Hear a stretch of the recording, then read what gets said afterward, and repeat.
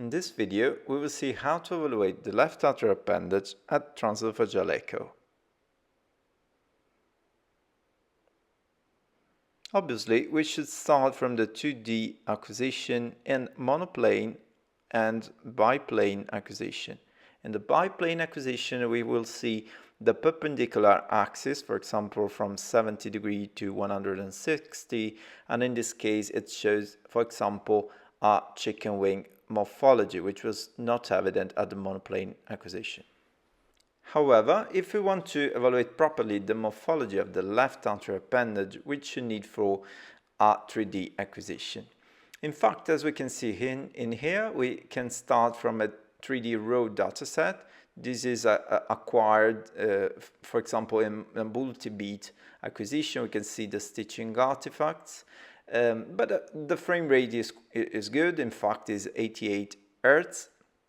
So, frame per second, so we can switch to a photorealistic effect like this one, and we can start to see the inner part of the left atrial appendage. We can use the lightening effect.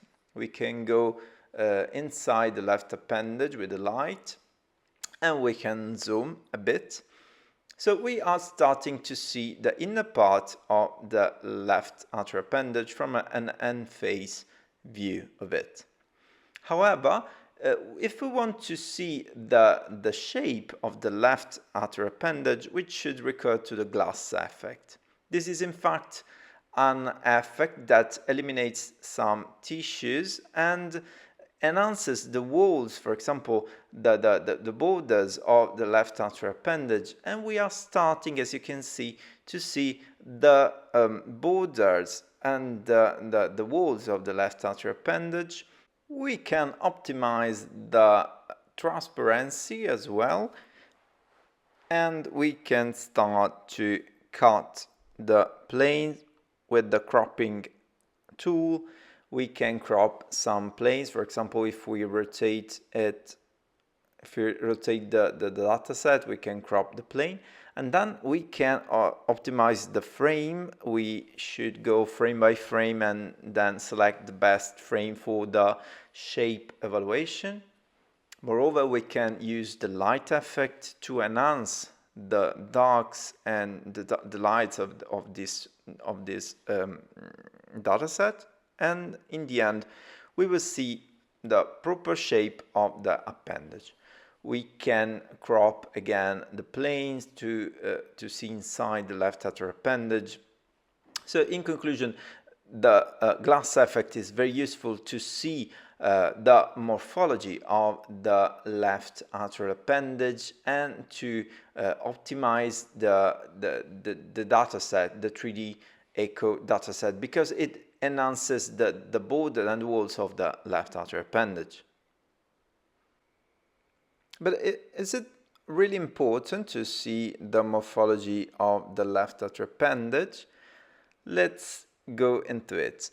The left atrial appendage can have four main morphologies, which are the chicken wing morphology, the cauliflower, the windsock, and the cactus shaped. The chicken wing morphology has a folding which involves the proximal or the middle lobe of the appendage, whereas, for example, if the folding is distal, in the distal lobe, it is a windsock appendage, which has a single lobe. Whereas the cactus-shaped has many lobes, and finally the cauliflower has a very irregular shape. In many studies, it has been shown a correlation between the morphology of the left atrial appendage and the cardioembolic risk. In particular, in this study, it has been shown that a non-chicken wing morphology was related to a higher risk of stroke, of ischemic stroke. Moreover, in this other study, there was the differentiation between the chicken wing morphology with an open angle more than 90 degree of the lobe, and a close angle, an acute angle, less than 90 degree. In fact, it was shown that the chicken wing morphology with an open angle more than 90 degrees was independently associated with embolic stroke subtypes. So it was more related to a cardioembolic risk. But can we assess the morphology of the left atrial appendage with a glass effect?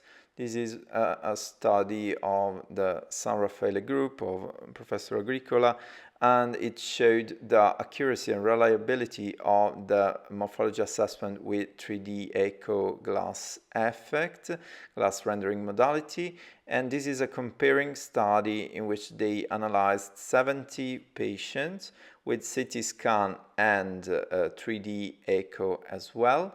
And it showed that with the new LAA classification, 2D-TE has a fair reliability in the traditional classification and a moderate reliability in the new classification.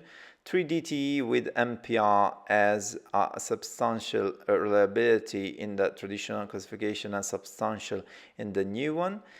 And the 3D-TE with a glass rendering has a substantial reliability in the traditional classification and the almost perfect reliability, as well as CT scan does in the new classification of LAA. So we can say that glass effect can be compared to CT scan in the morphology assessment of the left atrial appendage. So there are no doubt that nowadays we can absolutely assess the morphology of LAA also with glass effect, 3D glass effect.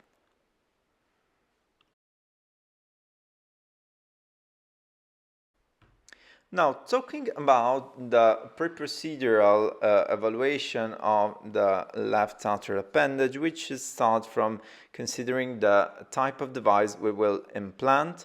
For example, if we go for a Watchman device, this is a spheroidal device, so this should be taken in consideration when we measure the landing zone and the depth of the appendage, which should be longer than the landing zone. Whereas, if we consider an Amplatzer amulet device, amulet has a disc and a distal lobe connected with a neck.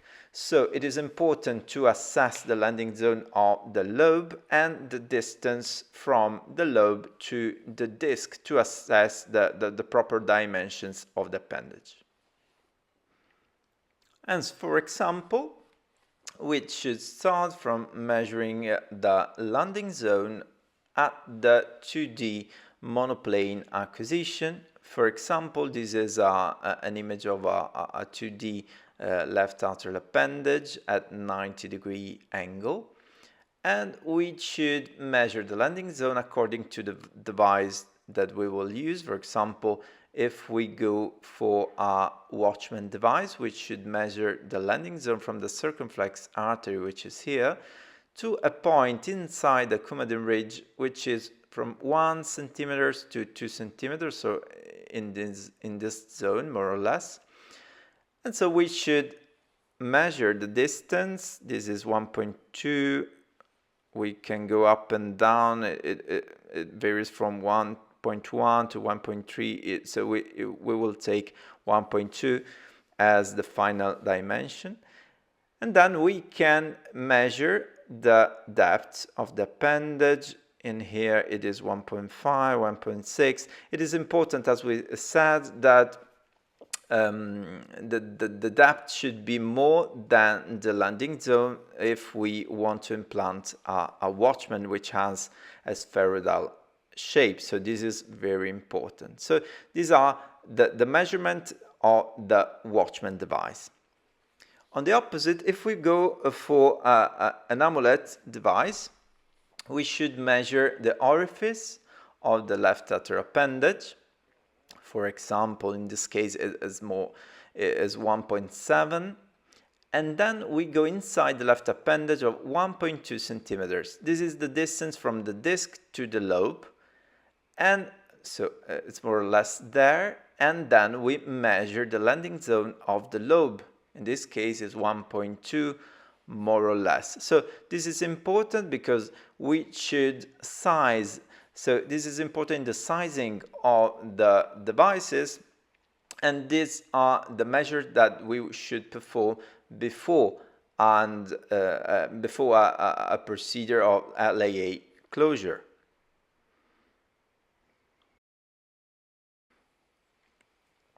As you can see in here, we should measure all these landing zones at 0 degrees, 45 degrees, 90 degrees, and 135 degrees, both for the amulet and watchman devices. And we should measure the depth of the appendage as well, above all for the watchman device, in which the depth should be more than the landing zone. Finally, the 2D analysis is very important, obviously, at each angle that we saw before. However, if we want an accurate measurement of the landing zone, we should go for a 3D evaluation. In fact, we can use the multiplanar reconstruction, the MPR mode, to properly align to the real landing zone. So we can select the frame that we want to use for the measurement. This is not an optimal quality MPR, however, is the case that we saw before, so I use it for this example. We should align the blue line with the circumflex artery at a plane that we are thinking about the landing zone would be. We align the red line as well, and we rotate the blue line also in the red box. We should align perpendicularly to the main axis of the left atrial appendage. So this could be a better evaluation of the landing zone. We can assess better the plane with the rotation of the red and green line, and hence we can measure the dimension of this oval shape, which will be our landing zone, for example, or obviously of a watchman device in this case. This is the height from the depth from the Coumadin ridge, which is more or less 1 to 2 centimeters, in this case 1.2, 1.3. And finally, we can assess, obviously, the dimension of the landing zone. In this case is 1.6 centimeters per 1.1, 1.2. You remember we measured 1.2 at the 2D analysis, so more or less is the same in the 2D evaluation of the landing zone at 90 degrees, more or less. So thank you very much for watching this video about how to evaluate LAA at the transesophageal echo.